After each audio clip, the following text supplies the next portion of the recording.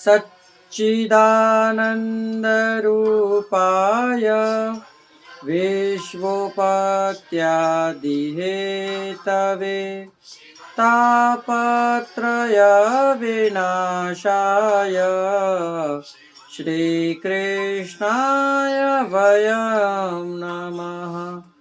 पुष्टिमार्गीय सर्वज्ञ करुणारसपूरित श्रेष्ठफलप्रदाता च तस्मै श्रीगुरुवे नमः। जय श्री कृष्ण, राधे राधे। जय श्री वल्लभ प्रियजनों, दास का प्रणाम स्वीकार करें।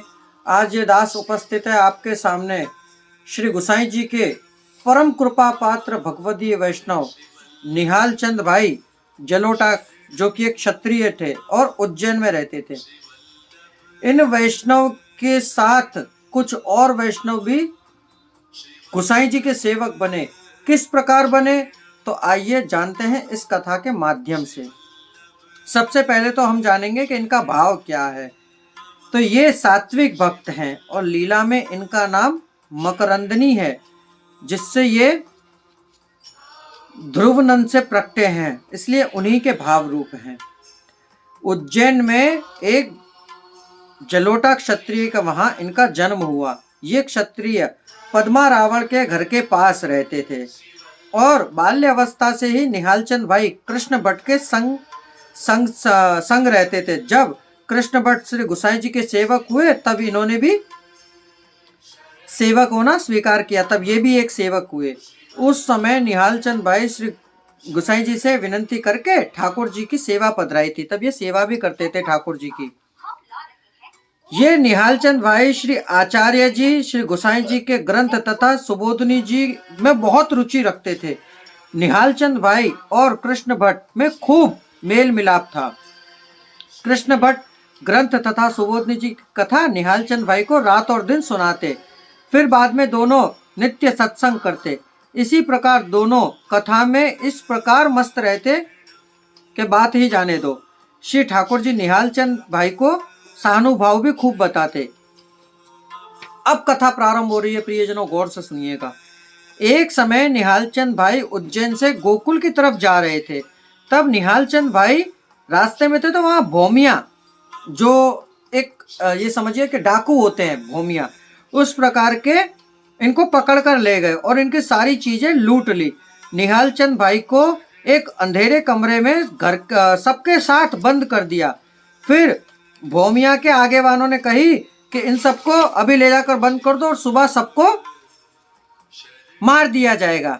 निहालचंद भाई के साथ एक वैष्णव और था। तब इन दोनों ने विचार किया। उस वैष्णव ने निहालचंद भाई से कहा कि ये तो हमें मार देंगे, अब क्या होगा। तब निहालचंद भाई ने कहा कि चिंता क्यों कर रहे हो, अंदर हृदय में आनंद मानो, जो लिखा है वही होगा, वह मिट नहीं सकता। हमारे भाग्य में अगर ये लिखा है तो ये ही होगा। इसलिए जो समय अब हमारे पास बचा है रात्रि का, इस समय में मन में आनंद मानकर भाग्य पे भरोसा रखो और प्रभु भजन करते हैं। फिर तो दोनों ने खूब आनंद पाया और प्रभु का कीर्तन करने लगे। वहीं भौमियानी माँ एक वैष्णवनी थी, जो चाचा जी के द्वारा श्री गुसाई जी की सेवकनी हुई थी। उस समय वह जो दोनों कीर्तन कर रहे थे, निहालचंद भाई और एक वो वैष्णव, तब इन्होंने वह कीर्तन सुना। इनको बड़ा आश्चर्य हुआ। तब इन्होंने एक आदमी को भेजा कि तू जाकर इन दोनों से पूछकर आ कि ये दोनों कौन है और किसके सेवक हैं। वो आदमी गया, उसने जाकर पूछी इन दोनों से, परंतु दोनों कीर्तन करने में मग्न। इसमें एक ये बताते हैं कि वैष्णव धर्म को है ना, हमें गुप्त रखना चाहिए, हमें किसी के सामने प्रकट नहीं करना चाहिए। इसलिए दोनों चुप रहे, कुछ बोले नहीं और कीर्तन करते रहे। आवेश में कुछ दिखा नहीं, उस आदमी ने आकर और सारी बात उस भौमियानी को बता दी। अगला दिन सुबह जब भौमिया ने सबको बुलाया, तब इनके गले में कंठी देखी और मस्तक पर तिलक देखा। तब वह पहचान गया। उसने कही कि इन दोनों को छोड़कर और इनके अतिरिक्त जितने और वैष्णव हैं उन सबको मार दो। तब निहाल चंद भाई ने कहा आगे आकर कि पहले सबको छोड़ो और पहले आप मेरा वध कर दो। वे बोले आप तो वैष्णव हैं, आपका वध कैसे करें, आपका वध हम नहीं कर सकते। बोले ना, पहले आप मेरा वध करो। तब आगे वालों ने निहाल चंद भाई को और उन सबको माफ कर दिया, किसी को नहीं मारा। परंतु आगे वालों ने कही कि तुम ये सब बात हमें लिख कर दो कि ये सब संघ आप ही के साथ है, तब हम इसे छोड़ेंगे। तब वे सारे संघ ने निहाल चंद भाई के सामने हाथ जोड़कर क्षमा याचना करी कि धन्य है आप और धन्य है आपकी दीनता, कि आज आपकी दीनता के कारण ही हम लोग बच पाए हैं। तो जिनके आप सेवक हैं कृपया कर आप हमें वहां ले चलिए।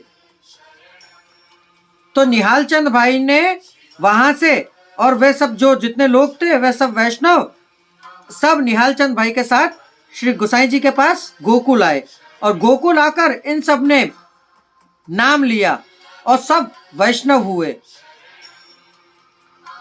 फिर वहां पर निहाल चंद भाई जब वहां पर थे तब उनको सीधा सामान लाकर दिया गया, सबकी सामग्री बनाई गई और सबने महाप्रसाद ठाकुर जी को धरने के बाद सबने लिया, जिससे उनकी बुद्धि विस्मृत हो गई, बुद्धि घूम गई। कहते हैं ना कि जब एक गर्भवती स्त्री के पेट में एक बालक हो, उसका जन्म हो रहा हो, तब उसे नित्य प्रति तो भगवत कथा सुननी चाहिए, अच्छे अच्छे कार्य करने चाहिए, सत्य बोलना चाहिए और भगवत प्रसाद अवश्य ग्रहण करना चाहिए, जिससे जो बच्चा उत्पन्न होता है वह भगवत आचरण वाला ही होता है। इस बात में कोई संशय नहीं है। मार्ग में यह बताया गया है हमारे इस कथा में कि यह मार्ग की रीत है कि वैष्णव को अपना धर्म गुप्त रखना चाहिए, परोपकार जैसा कोई पदार्थ नहीं। जहां तक प्राण है वहां तक प्राणों की चिंता नहीं करनी चाहिए, परंतु चिंता हो तो सिर्फ इतनी चीज की कि हमारे मुख से भगवत नाम के सिवा अन्यत्र कोई और बात ना निकले। फिर तो यह सारा संघ निहाल चंद भाई के साथ गोकुल आया, श्री गोसाई जी का सेवक हुआ, सबको एक एक वस्त्र स्वयं के पास से दिया और श्री गोसाई जी को भेंट धरी। सबने थोड़ी थोड़ी रकम इकट्ठी करके श्री गोसाई जी के भंडार में जमा कराई और कुछ भेंट श्री गोवर्धन नाथ जी के लिए भिजवाई। वहां से फिर श्री गोसाई जी को इन लोगों ने पत्र लिखा। पत्र पढ़कर श्री गोसाई जी खूब प्रसन्न हुए। जब ये लोग पहुंच गए अपने अपने घर पर, तब क्योंकि इनका सारा धन तो वहां लूट लिया गया था, तो ये आए तो जितना धन था वही सब धन देकर फिर पुनः अपने घर गए। फिर वहां से इन लोगों ने पत्र लिखा। पत्र सुनकर पढ़कर श्री गोसाई जी खूब प्रसन्न हुए। तो ये निहाल चंद भाई श्री गोसाई जी के ऐसे परम कृपा पात्र भगवदीय वैष्णव निकले कि जिनकी कथा जहां तक बताए वहां तक कम है प्रियजनों। तो देखिए, संग करो तो निहाल चंद भाई ने संग किया था कृष्ण भट्ट का, तो जिससे नित्य प्रति सुबोधनी जी की कथा सुनते और गोसाई जी के ग्रंथों का पाठ करते, जिससे इनकी बुद्धि ऐसी सुदृढ़ हुई कि जो मृत्यु से भी भय नहीं करते। तो प्रियजनों, इस कथा के साथ यहाँ पूर्ण विराम लेते हैं। कल पुनः मुलाकात होगी नई कथा नए प्रसंग के साथ।